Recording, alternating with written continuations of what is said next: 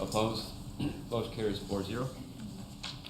And then item 2.02 are patrons who are registered to comment this evening. We do not have any, so we can move forward to the consent agenda. Dr. Terrell, consent agenda, please.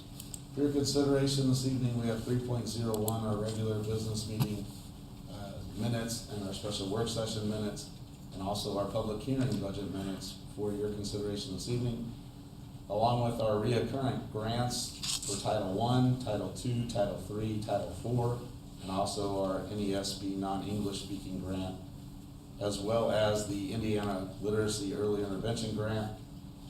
We also asked on 3.08, the high school is looking at the purchase of a couple of trumpets, and then we have the personnel agenda item for you.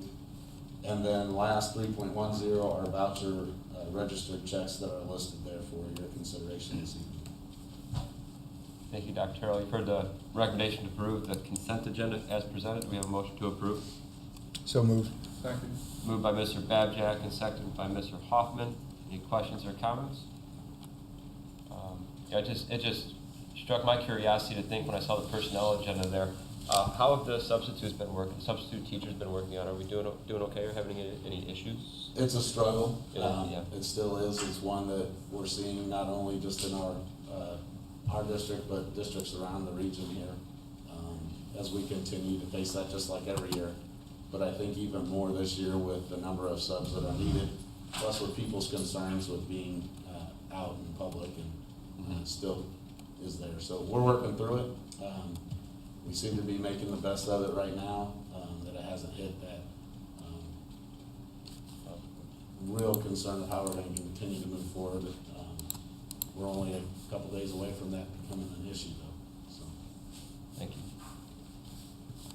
All those in favor signify by saying aye to approve the consent agenda as presented. Aye. Aye. Opposed? Motion carries 4-0. Then we have action items this evening. Item 4.01 is to approve the 2021 budget forms and resolutions. Ms. Dowling.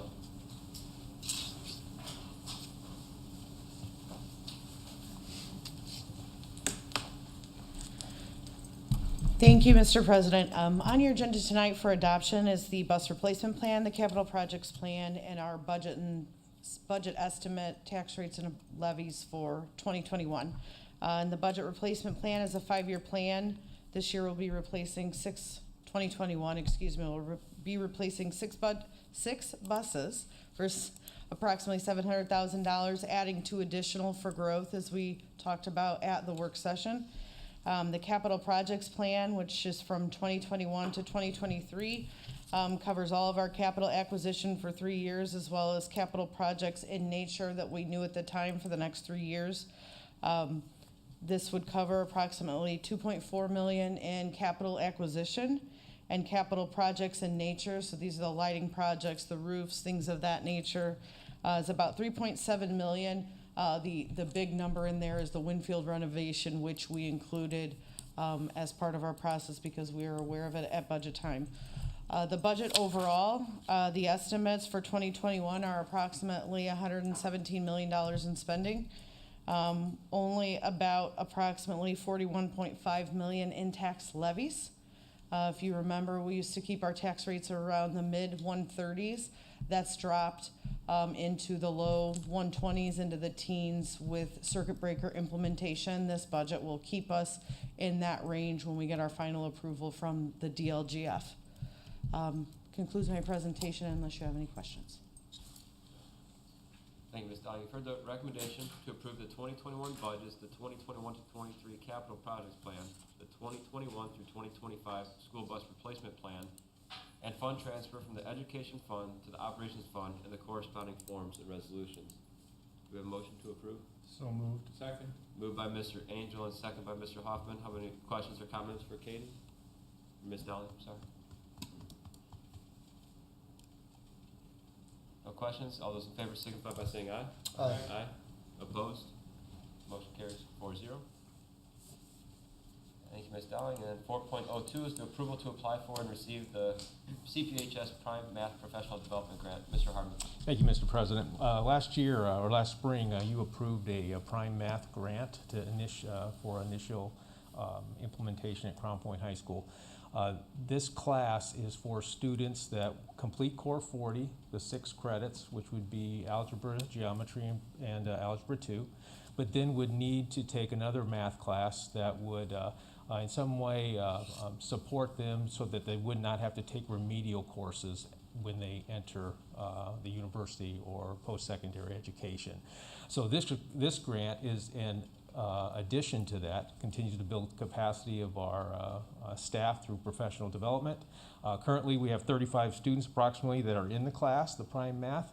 We anticipate about 75. So for continued development and supplies of the prime math class, seeking your approval to apply for this CPHS prime math grant through the state of Indiana in the amount of $10,000. Thank you, Mr. Hartman. You've heard the recommendation as presented. Do we have a motion to approve? So moved. Second. It was moved by Mr. Hoffman and second by Mr. Babcock. Any questions or comments from Mr. Hartman? You said we got the same amount last year? Yes, we did. It And was was just last year- underneath 10,000. Was that last year the first time that was available? Yes, it was. Any other questions? All those in favor, signify by saying aye. Aye. Opposed? Motion carries 4-0. Thank Thank you, you. Mr. Hartman. Then we have item 5, discussion and report items. We have 5.01, update on facility study. Dr. Terrell.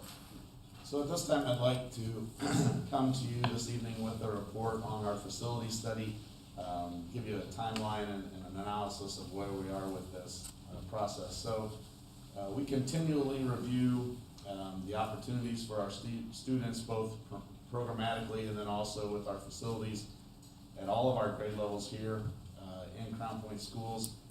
Again, looking at the annual needs of our buildings with preventative maintenance schedules and the priorities there as those change.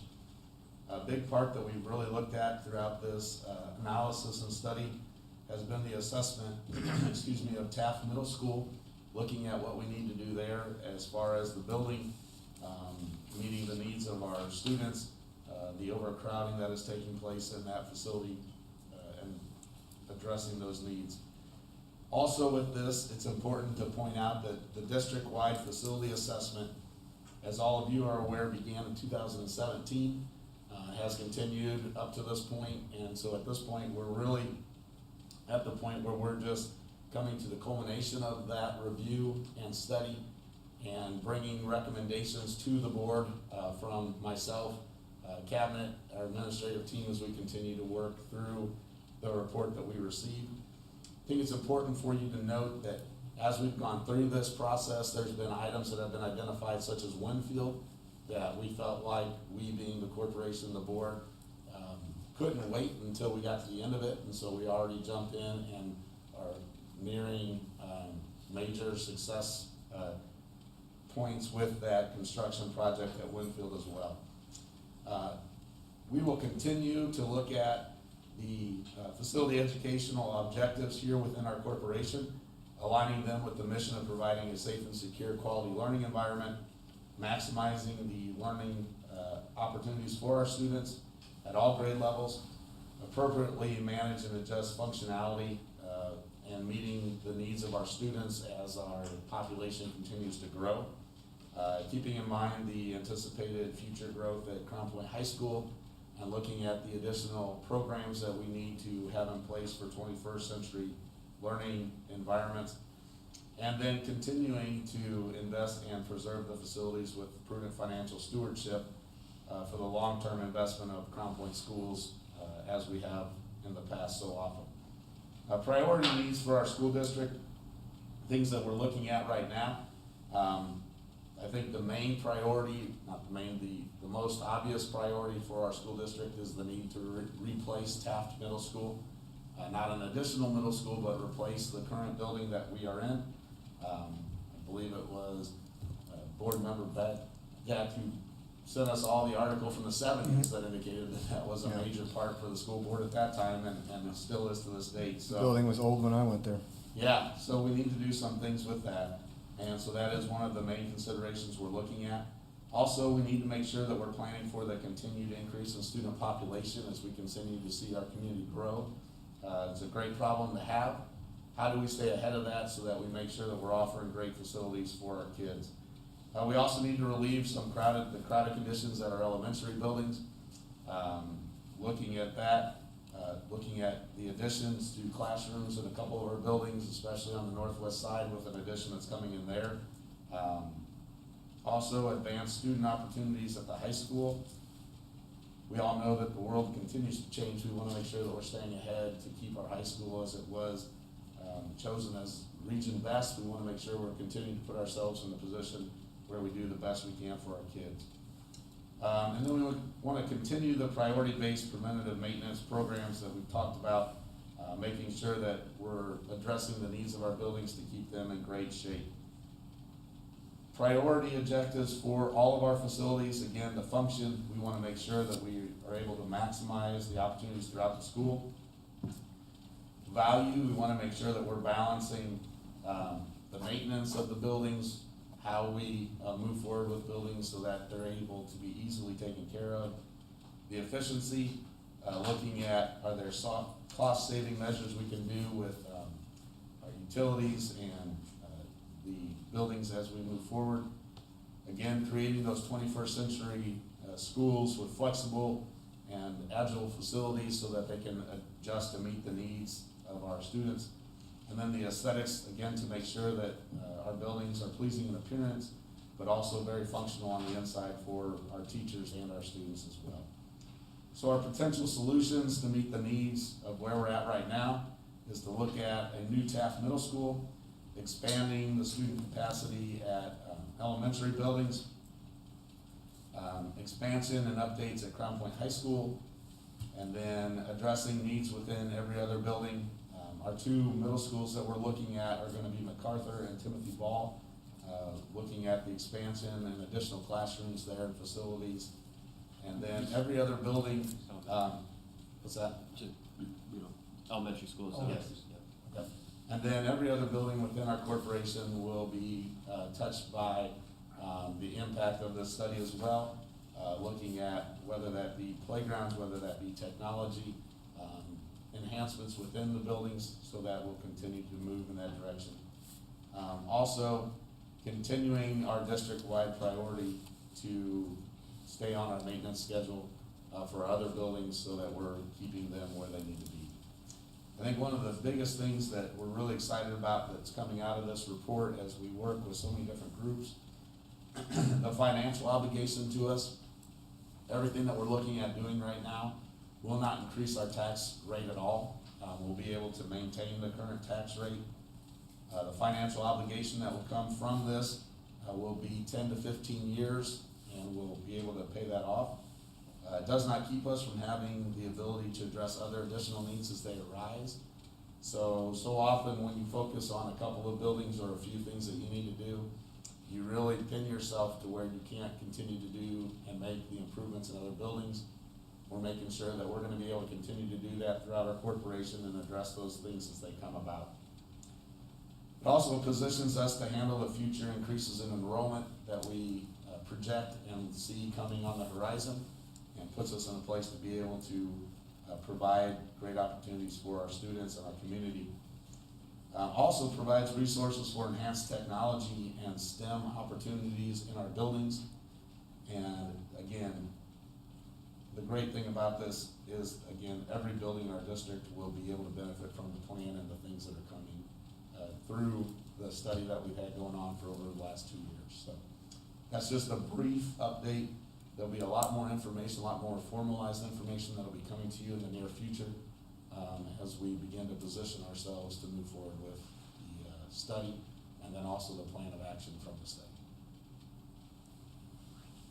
Any questions or comments that you guys may have?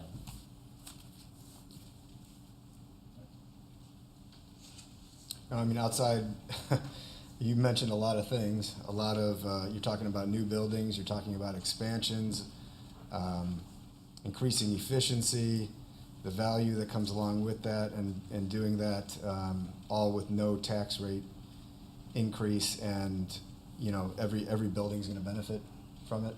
That's exciting stuff. So very, very pleased to be in this position. I think it's real important to note that a lot of that goes back to the proactive approach that the district has had, the board, this board and the boards before this board have had in our approach to what we, how we go about business, and think it's really prepared us for an exciting time coming up over the next 2, 3, 4 years here in Crown Point Schools. Anybody else with any questions for Dr. Terrell? No, thank you for the updates.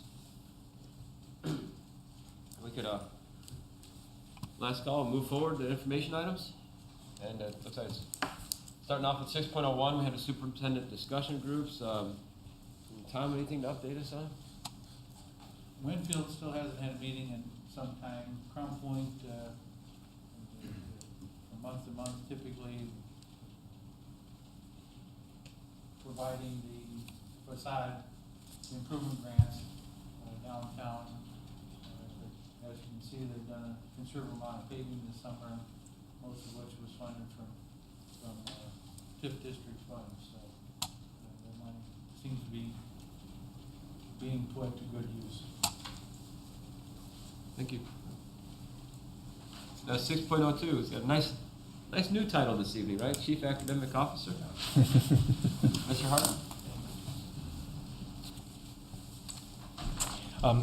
As we approach the upcoming winter and the possibilities increase of school cancellations, because of our recent experiences in COVID-19, it's been an opportunity to grow in our ability to deliver instruction, I believe, online or virtual distance. So we are in the process of putting together some plans, expectations to have distance learning in the event that we would have a school closing for weather or any other area. So within that, we're working with the administration, the CPEA, to devise those expectations.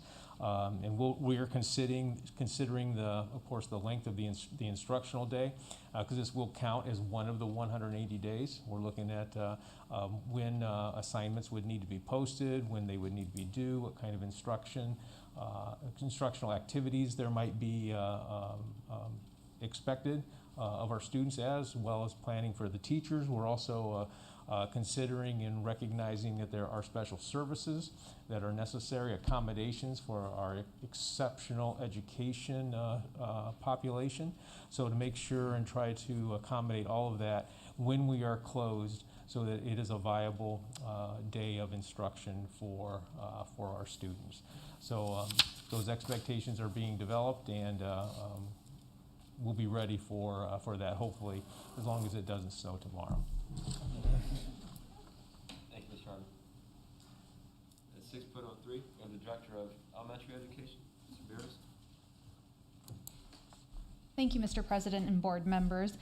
I would like to take this opportunity, as it is my privilege, to recognize our teachers, support staff, and administrators in a successful transition from yellow to green at the elementary level. There was much work, thought, and time that went into preparing for RDS schedule changes, homeroom teacher changes, buzz course packages that needed to be loaded, finishing up with grades from our first grade period, and it was just a true reflection of the genuine commitment of our teachers and staff who really made this a successful experience, with some flexibility and understanding that none of us have been either taught how to teach during a pandemic nor to be administrators during a pandemic. That was not part of our coursework, but we really have all been hands on deck with a focus on quality education and learning opportunities for our students. We continue to hear from parents regarding the strong partnership that teachers are forging through strong communication, which I think has really been enhanced throughout this time. And I am still always in awe of the opportunities for joy and for normalcy that our teachers are providing to our students, whether that is recently at Timothy Ball, there was Walk to School, which was a really great opportunity for our students to practice fitness for life. Our kindergarten teachers at Winfield Elementary did a virtual tour where the teachers themselves went and were socially distanced. Since the students couldn't go to the apple orchard this year, it was a great opportunity for students to get to kind of experience what they would have seen had they gone on a typical class trip. We're in Ribbon Week this week, and again, I just think it's a true testament to the commitment of everyone that serves in Crown Point Community Schools to see how our first 3 weeks in green at the elementary levels has been a success. So thank you for the opportunity to share these recognitions, and unless there are any questions, I'll conclude with that. Welcome to your first board meeting. Thank you very much, Mr. Hoffman. I appreciate that. Thank you. Thank you. And a Director of Secondary Education, Mr. Gianfermi. This was more on Mr. Ramirez's level. Let me bring that up here a second. Okay, thank you, Mr. President, board members. Today was our first day at the secondary level, going back to our green model. So our high school saw 75% of the students come back to in-person learning, and Taft and Wheeler each saw 85% of the students return to the buildings. And we know our secondary buildings house a lot of students, so it felt a little bit more at moving the pace that we're used to in those buildings. So it was interesting. Checked in with everybody. Everybody felt like it went really well. I do also want to acknowledge our building level administrators, our teachers, and our support staff, because it's so much work to switch those models and to restart after already starting for so many weeks. And they just did a fantastic job to try to make sure that this transition does not affect our students' education in any way, shape, or form. So I can't say enough about all the hard work they did to make this happen, and we're off and running. So I'm going to leave some of the recognition for the great things that happened on the weekend for the board members, so with our volleyball teams and stuff, so don't forget those. All right, if there's any questions, I will field them. You mentioned something there. That was a question I was going to have. So it looks like about 75% participation back in school. Correct, yes. Which is At the high school, a little bit more at the middle schools. So the middle schools 80 followed suit. The middle schools followed suit of the elementaries at about 85%. Correct. Thank you. Thank you. And we have Director of Exceptional Education, Haskis.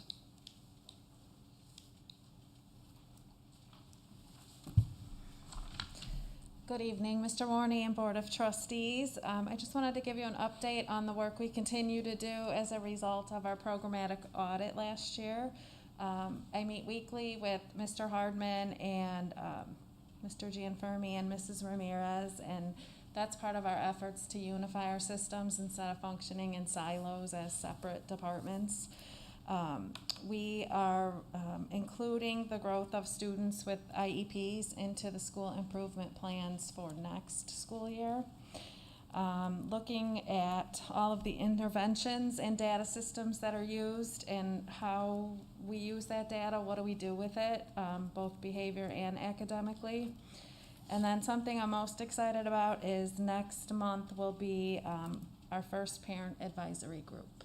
So, any questions? I would just like to say that I remember from the audit report and the Zoom meeting that we had that one of the issues was just functioning in silos. So it's good to hear you report that you guys are continuously meeting as a curriculum group and forming more of a team. So, very cool. Thank you.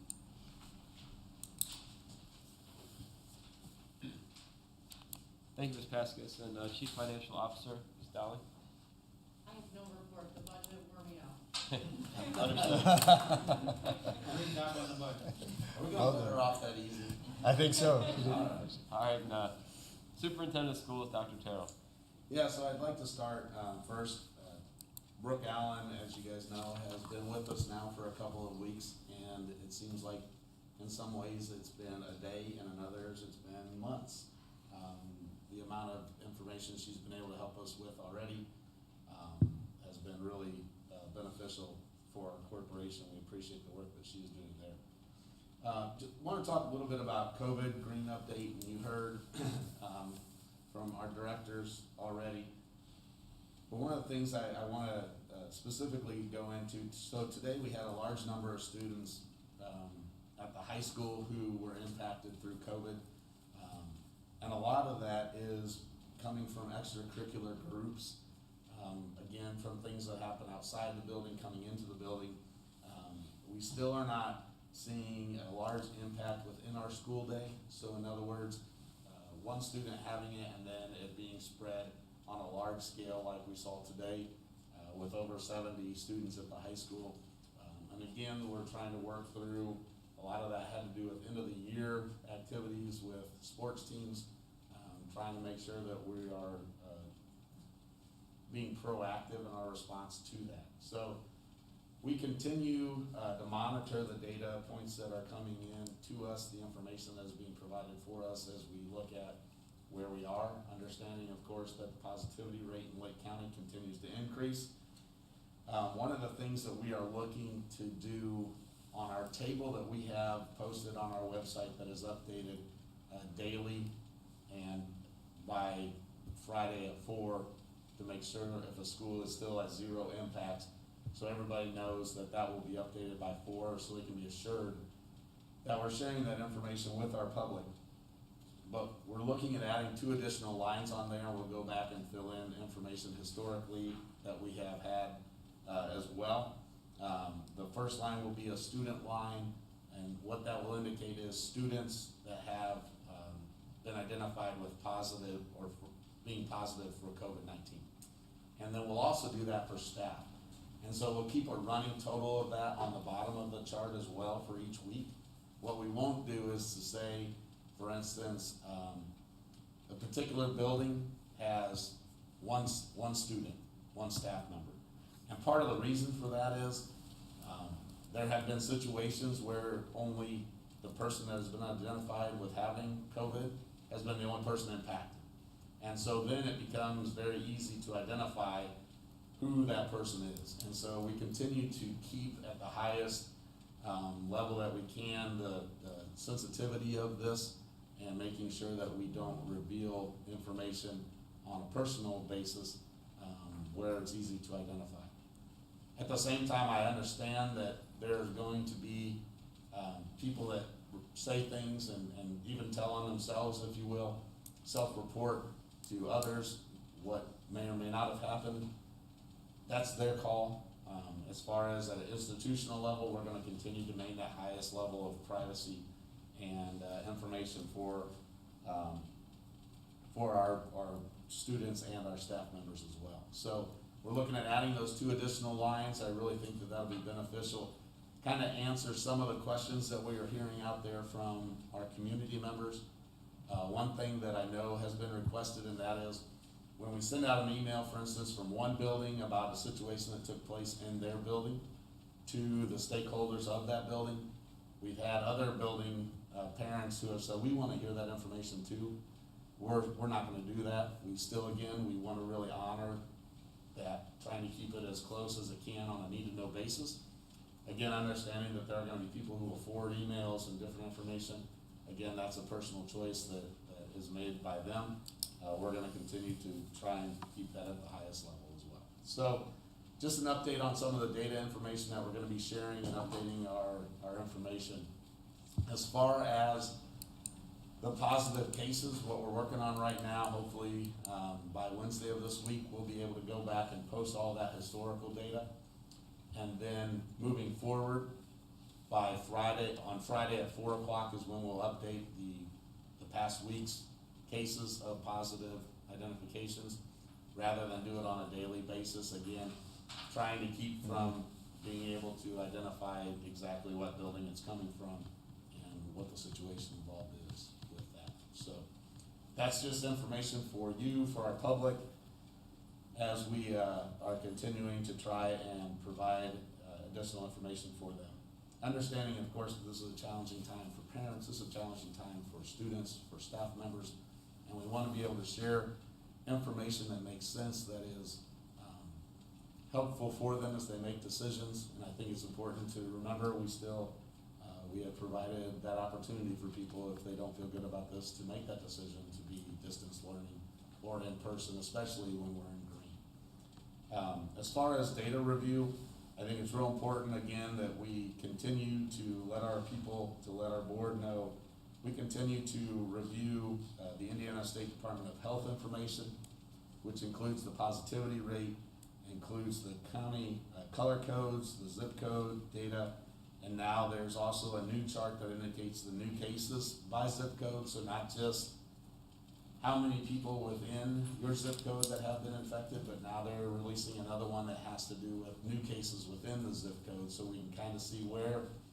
the spikes within our county, between 500 and 600,000 people, where can we try to drill down and see, Is that impacting just certain areas more than other areas as we make all these decisions?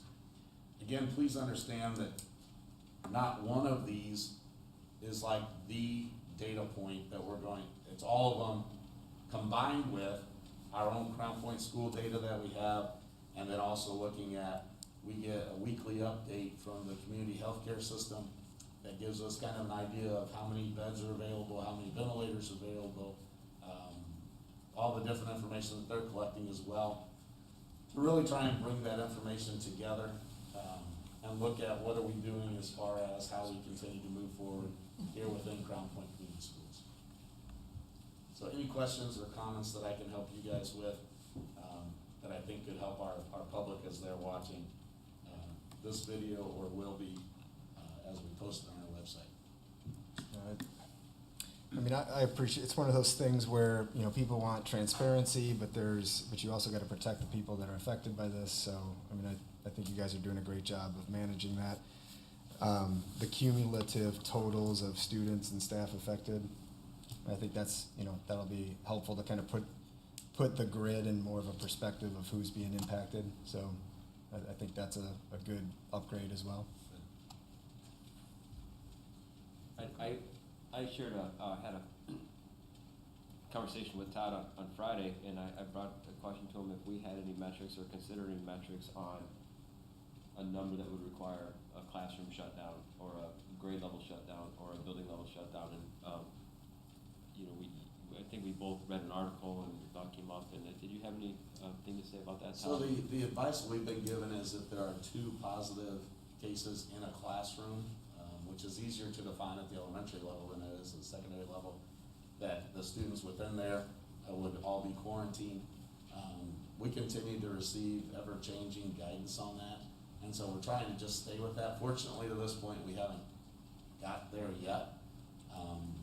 Between the information we're receiving from the state and the resources that we have, when we get to that point, we have people we can reach out to get final advice based off of what is happening right now, rather than just a document that was posted at one point in time. So I think that's really the key here. We being the Lake County superintendents have a meeting scheduled via Zoom with Dr. Vavilala, which is our county health department doctor, to talk through some more of the changes we're seeing and the spikes that are happening as we continue to look at that and evaluate it. Last week I was on a Zoom call with all of them, the county superintendents and even regional superintendents, as we're all looking at this struggle together. I can tell you that one of the common things that we're hearing from all of the superintendents is we still are not seeing the transfer taking place within our buildings. So in other words, a student, a staff member may come into our building and then test positive and impact people around them because of being close contacts.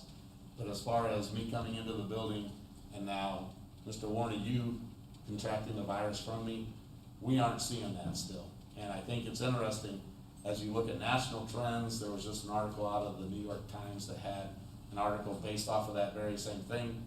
Washington Post had an article looking at all these different data points from multiple states.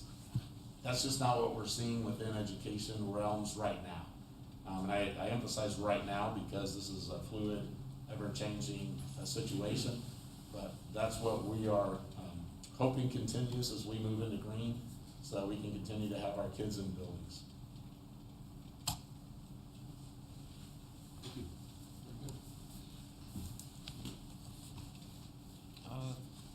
Item 7, other business of the board.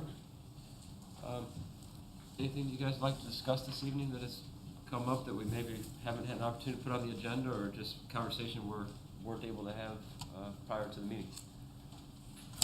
I have nothing. Okay. Anything specific? I move to board statements of appreciation and recognition. We can start with Mr. Babcock. Do you have anything this evening? I do.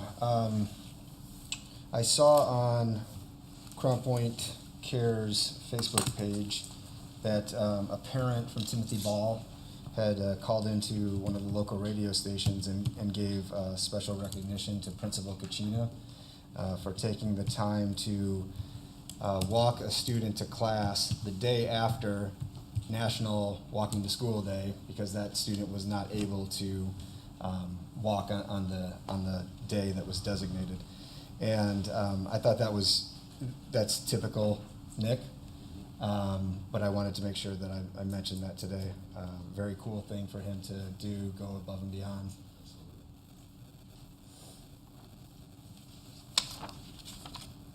Anything else? Not for me. Mr. Hoffman? I have nothing. Mr. Angel, we know you got a couple sport updates for us, right? A little bit. So, as Mr. Gianfermi mentioned, we had some success, both girls soccer and girls volleyball. The girls volleyball, great season, and unfortunately lost to a really good Munster team on Saturday in 5 sets for a chance to go to semi-state. Girls soccer team won their sectional as well, advanced and was down 2-0, and then lost in overtime 3-2 to Chesterton. So 2 great seasons for the ladies Bulldogs, so congratulations to those ladies. And then special thanks and shout out to everybody involved in these decisions being made with the information we're getting to decide on whether or not it's green, yellow, red. Obviously, Dr. Terrell is our chief officer, makes that decision, but he's getting information from all these sources and then talking with his cabinet and making decisions that are what are best for students, staff, faculty, and everybody involved. And I would just like to say thank you as a community member and just happen to be a board member that we are doing this with information. And once again, as most people know, we're not even sure if anybody has the right answers, but we're doing what's best with the information given. So on behalf of myself and I'm sure the other board members, thank you to everybody that's involved in those decisions on a daily basis, because it's not easy and nobody has the magic button. So thank you. If I could add to your sports update, so girls and boys cross-country teams both competed in semi-state this week. Boys will be advancing and going down to Terre Haute this weekend. So congratulations to them as well. So, and I forgot the girls golf team who finished 10th in the state. Yep. First time, or second time ever, top 10 finish, I want to say, in our history, but congratulations to those ladies as well. And the football team has their first sectional game Friday night against Maryville. Possibility for snow in case you're going to attend. So. Thanks. Well, while we're on that theme of sports, the last board meeting we had, Jesse, is it Mendez, correct? Yep. Yes. So did you guys know that the following week he was participating in a national, I'm looking at Scott Babbitt, I know he follows him more. Yeah. Participating in a national event, I think he came in ranked in the top 5 and. Well, yeah, he is the number one wrestler He at his weight class. became the number 1, correct? Though He was became like the number one, yeah. two It or was three voted. a major Yep. national flow wrestling competition they do once a year. I believe he was 138 pounder. He won it with a takedown in overtime to become the number one guy in the country. After we had that meeting, we were I was together. with This is after he got his accolades from right. It was the from following Lisa, weekend, I right, from believe. Lisa Beck, yeah. That's right. Very neat.